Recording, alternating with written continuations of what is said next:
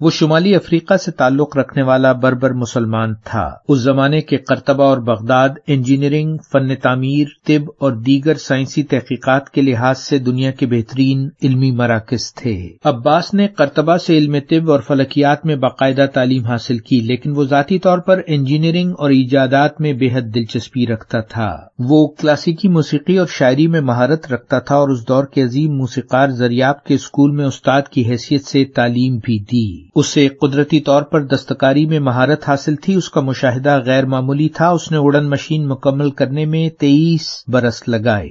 اس نے اپنی پرواز 65 برس کی عمر میں کی اور وہاں خاصی بڑی تعداد میں مجمع موجود تھا۔ کامیاب پرواز کے بعد کریش لینڈنگ میں زخمی ہو کر وہ جسمانی طور پر دوبارہ پرواز کے قابل نہ ہو سکا۔ پھر اس نے اپنی باقی عمر ایروناٹکس اور دیگر علوم پر مشاہدات تحریر کرنے میں گزاری۔